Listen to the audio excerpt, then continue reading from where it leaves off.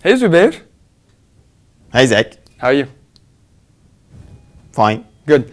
Now remember, we're talking about angels again. This is a continuation. Yeah, angels. Yeah. So get into your relaxed mode. Angels, how are you? Yes. Okay, so this is the third video of the series.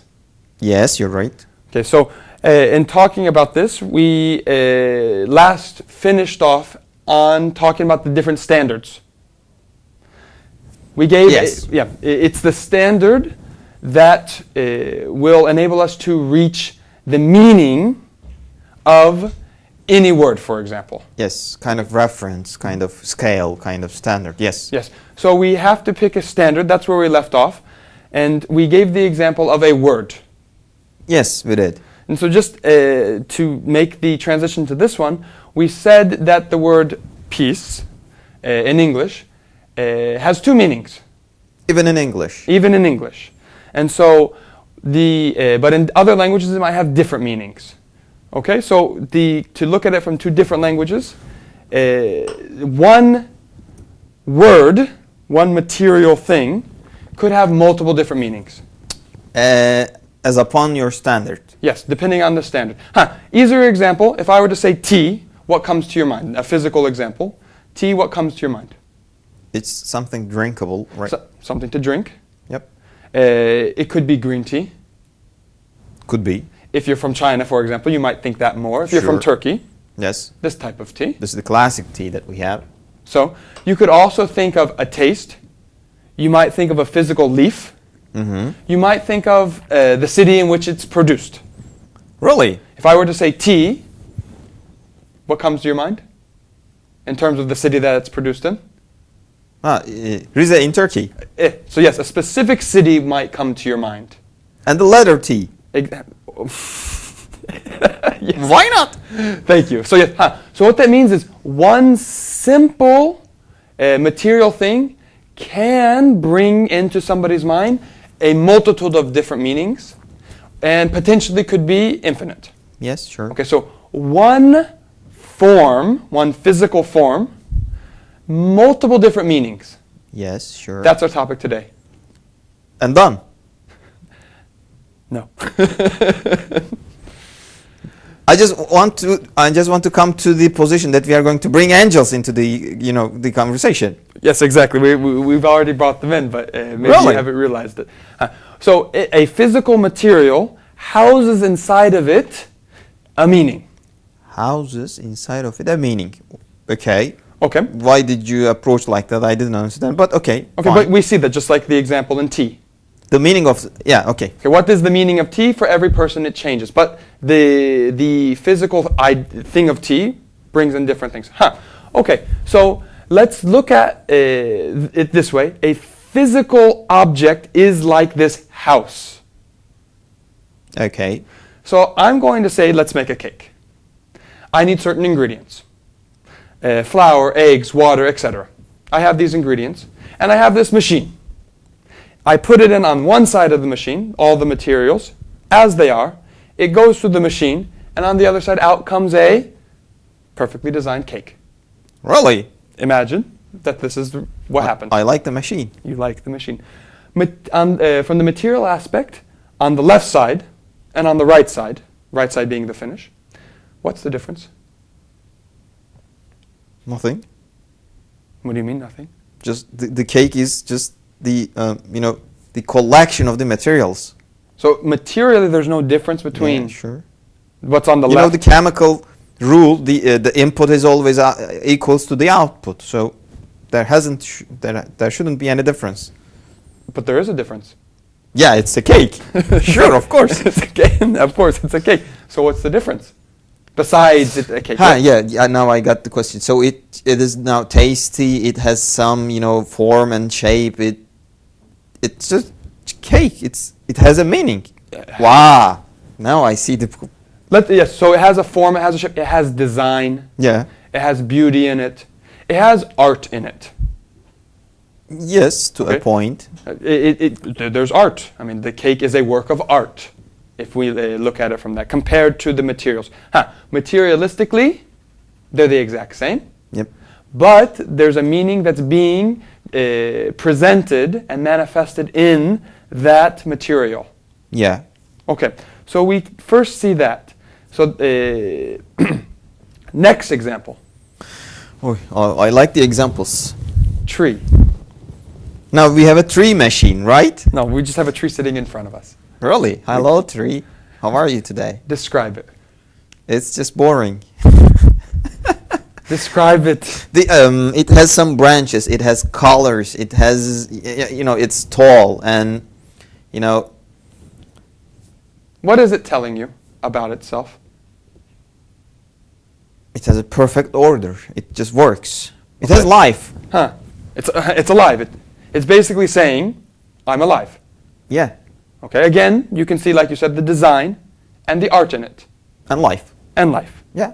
Okay, so we see that this tree is in a way presenting a meaning to us. It's in, for lack of a better words, talking to us. Now take that same tree and remove life from it. Piece of wood.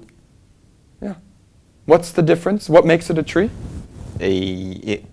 It's just the corpse of a tree now, but it's just a piece of wood. It doesn't make any sense. So what makes it a tree?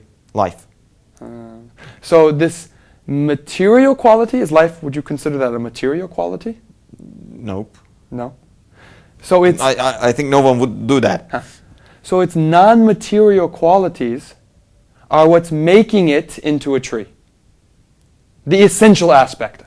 I'm not saying that without the form, the material, and this, that, whatever, it's not a tree, but What I understand clearly, that we have to at least take a look at other things that are not material. Yes. I just made a long sentence, but at the end he just woke up. For example, a tree without life isn't a tree, like you said. But definitely, if there is life, it's something different. Exactly. Although physically it's just like the same, it's totally different. Yes. Well, exactly. And so if I were to take this tree that's sitting in front of us, change its color, it could still be a tree. Yeah. But, or if I didn't see colors, for example, if there were no color in my perspective. Black and white. If I were colorblind, then for me there would be no color. It's still a tree. Yeah. So it means that Yeah. It would still be a complete tree. yes, the meaning of tree would still be presented to me because of its life. It's non-material. So what is the point here? What is the material? That which is the essential, the material side or the meaning? If we look at these two examples of the cake and the tree. If I put every ingredient of a cake in front of you and told you to eat it, you wouldn't. Exactly. Or if I tell you a piece of wood, and this is a tree, you wouldn't eat it too. I wouldn't accept what you're saying. So yes, the answer to your question is the meaning side is more important than the materialistic side. It's the essential. Without it, then it defines the thing. Exactly. The material side just shows it. Hosts it. Hosts it, houses it, and presents it to us. Oh, if I have a life, let's make a concept. I have the life of a tree here without any physical appearance. I wouldn't witness it, right? Ah, very good. So imagine, yes, so we've taken this tree, this is what I understand, and we walked away, we went to another city. But you grew up with that tree. Maybe your parents planted it when you were a kid. You have a relationship with this tree. Yes. It's your tree, but then you moved. The tree then gets cut down. It's gone. Sad. Sad, but I have it in my mind. The spirit of the tree never dies. yes, the spirit of that tree never dies. What is making? I can still have some pleasure from it. Yes, you can remember the times That's with the proof of its existence. Another issue, yes, okay, yes, I agree. That's a different issue. Let's not go down there. But we see that the spirit of the tree is still alive. Then it's completely some different thing than the material thing side of it. Now, because in English spiritual has some they might have some problematic meanings. In the Quranic language, Arabic and Turkish, using this meaning too, the word for spirit and meaning are the exact same. Mana. Okay. Okay, and so spiritual and meaningful, something which is full of meaning, manevi. Mm-hmm. So these things are related. So its spirit, its meaning is still alive. Okay. That's what we are going to, this is where we'll end, that's what we're going to call the angelic side. Wow. Actually, we're just going to call it angel. Because like in the previous video, we said we needed a standard to be able to understand something. Okay. We are going to say that the meaning itself, the spirit itself of an object is an angel. Wow. That's the language that's being used, the Quranic language that's being used. It calls this aspect angel. Whatever makes the tree a tree is the angel. Yes, the non-material side of it. If you call it meaning, if you call it spirit, if you call it angel, that's not important. Okay. It's just those are all different standards to describe this aspect. Then Quranically, it's called angel, melek. Then I won't be able to eat any cake anymore. Don't go into that. But I just wanted to eat it. You can still eat it, but here's then what we're in. I think what you're getting at is we don't want to eat angels. Preferably. Okay, well then think of eating an angel as a symbolic meaning, being in relation and coming into contact with that angel, coming into contact with the meaning. We need to talk about that more. Yes. Okay, that's good. Thank you. See you next time. See you, angels.